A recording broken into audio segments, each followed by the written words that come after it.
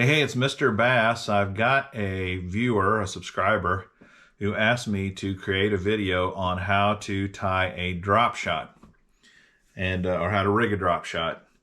And so I thought, yeah, I can do that. So let me show you what it takes to rig up a drop shot. So basically when we're talking about a drop shot, we're talking about a technique where your lure is in a horizontal position, usually swimming, and on a hook, light wire hook, and below that you have line that hangs below the bait, and then there's a weight on the bottom. So there's no weight up where the bait is hooked. It's on a weightless hook, but there's a weight that hangs below the bait. In a nutshell, that's what it's about. Normally it's a finesse technique, which means you're going to do it on a spinning reel, but you don't have to. You can do it on a bait caster depending upon the size of your weight, hook, and lure. Normally speaking, for a light line, normal drop shot scenario, you're going to use smaller light wire type hooks with smaller diameter line. And what I mean by that is you might go 8-pound test, 6-pound test, even as light as a 4-pound test line. Normally, drop shotting 90% of the time, I'm not going to be drop shotting with anything heavier than 8-pound test. But everything depends on where you're fishing and your techniques and that kind of thing. So first thing, let's assume that this monofilament line that I have in front of myself here is coming off of my spinning rod. So here's the line. It's come out of the end of the eye of my spinning rod. And here it is. What I'm going to do first is select a drop shot hook. There's different types of drop shot hooks. This one here is one that I use a lot. It's called the rebarb hook, and it is just a straight shank worm hook, okay? You can drop shot any hook you want, but for the most part, I'm either gonna go with that rebarb hook or I'm gonna go with an octopus or circle style hook. This is an octopus style hook or a circle hook. Normally, I'm going to go with something small like a number 1 or a number 2. This is, I believe, a 2/0, which is a little bigger than I normally am going to use for drop shotting. Again, it's about personal preference. There's also some specialty drop shot hooks out there. I'll show you a couple of these, and these actually are pretty sweet. In a lot of cases, if you're one of these people that don't like to tie a lot of, let's put it this way, they're really nice if you like to take some of the guesswork out of how to try a drop shot. Here's one that has a built-in swivel on it. There's actually a place to tie above and below the hook. So you've got your main line that's going to come and attach to this top part here. And then your line that goes to the weight is going to attach to this bottom part of the hook. And this thing swivels freely 360 degrees around the swivel. It works perfect every time, and it looks perfect every time. This takes a lot of the guesswork out of trying to make your drop shot hook look perfect. Another one that does that works very well is called the standout hook. And again, it's just designed to take some of the difficulty of tying a drop shot out, because it keeps your line perfectly straight and you don't have to figure out how to make it all work. I'm not going to use one of the easy hooks. I'm going to use just a standard hook that you would normally use most of the time to show you how to tie it and make it work. So with this nice big fat red circle hook so that you can see it well, I'm going to start this. What you want to do is you want to think that, all right, my hook needs to stand up like that. That's the position that I want the hook to be in the water. So you're going to tie a Palomar knot. Okay, for illustration purposes, I am going to tie the Palomar knot now with an improvised hook. It's just going to look goofy. I am going to use a carabiner clip with basically just an O-ring here to represent the hook. So here's my hook. Pretend this is not here. That's my hook point right there. And this is the eye of the hook that I'm going to run this string through so you can see it. Now, there is what I would call with a hook, there is the front of the hook point, the back of the hook, which is the bend of the hook. And what I like to do with my Palomar line is I like to run the line through the back of the hook, do my loop, run the line back through the hook, tie my Palomar that way. Then I take my tag in and I run my tag in through the front end or through the hook point end to make my tag in for the deal. So let me just show you what that looks like. All right, got to use your imagination. Here's our hook. Here's the eye of the hook. Here's my hook point down here.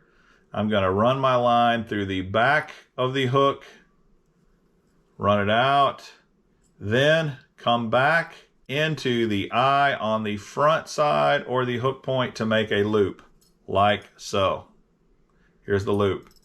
I'm going to make my tag in fairly long because I want to, this is what I'm going to hook my weight on.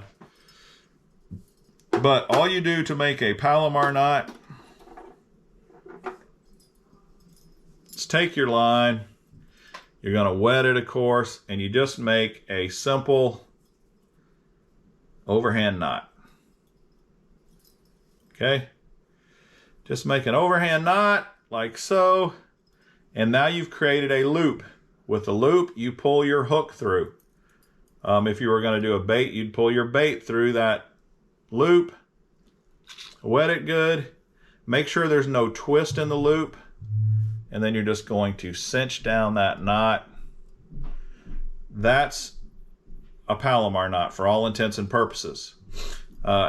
You've got a nice long tag in now that you've pulled through, and what you're going to do with that tag in for your drop shot is you're going to run the tag end back down the eye on the hook point side of the eye. So here's my hook point. That's the side that you're going to run your tag in through. Run the tag end down through the eye on the hook point side like that.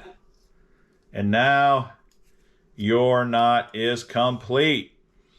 Okay, so after you tie the Palomar knot, you've got your main line that comes down to the hook, tie it onto the hook, and then you've got your tag in that we're going to hook our weight to. You want the hook to be in the upright position with the hook point up, and it's perfectly horizontal so that your bait will run horizontally in the water. Now, what type of weight do you use for drop shots? There's all kinds of weights that are out there. Let me show you a few of them. Okay, here's a cylinder weight, 3/8 ounce, which is pretty heavy. Normally, I'm not going to throw something that heavy. Maybe if you're in real deep water and strong current, you might. Here's another 3/8 ounce drop shot weight. That's a bell-shaped sinker. And I'd say the bell-shaped sinker is probably the most common. Part of the problem with a bell-shaped sinker is that in grass, it doesn't come through grass really well. But for most of your applications, the bell-shaped sinker works fine. They also make a round ball one. So most of the time on my drop shot, I'm using a cylindrical weight most of the time because it seems to work well in almost every situation. But there are times when I like to use the bell weights or the ball weights.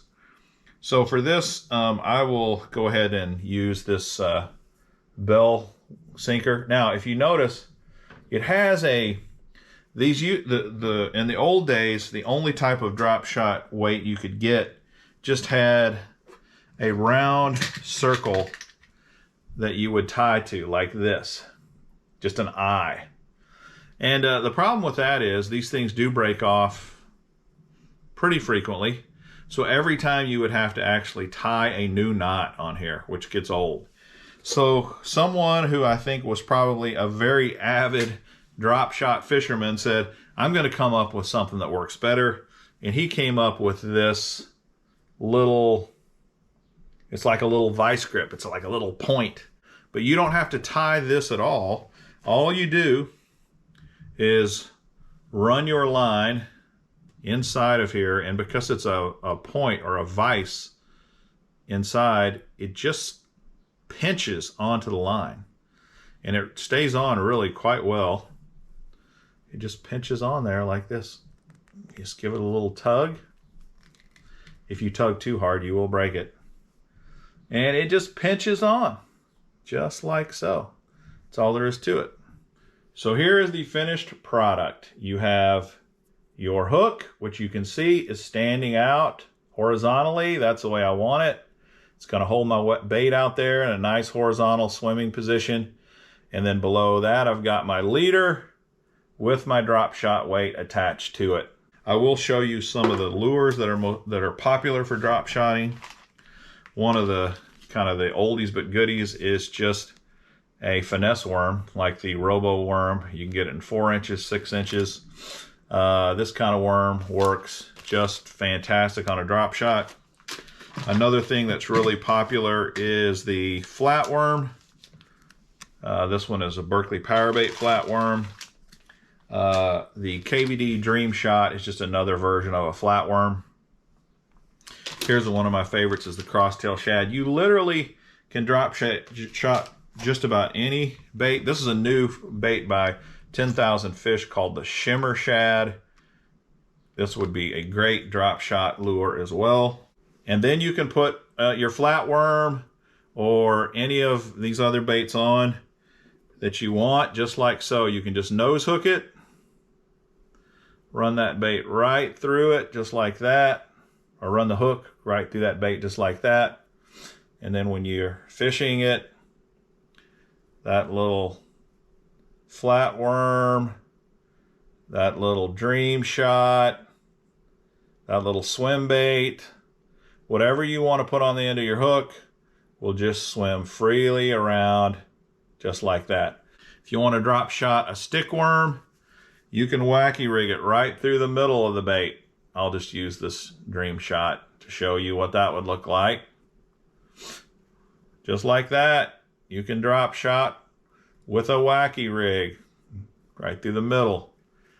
You can also go through, I don't know what you call this nose hook type application, but instead of running it completely through the bait like I did originally, you can just go through the nose like this.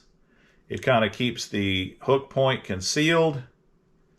It still gives you a nice horizontal position.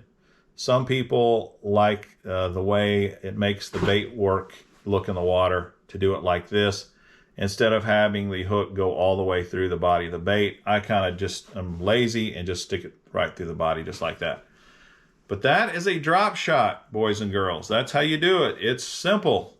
It's easy. Give it a shot. I think you'll really like it.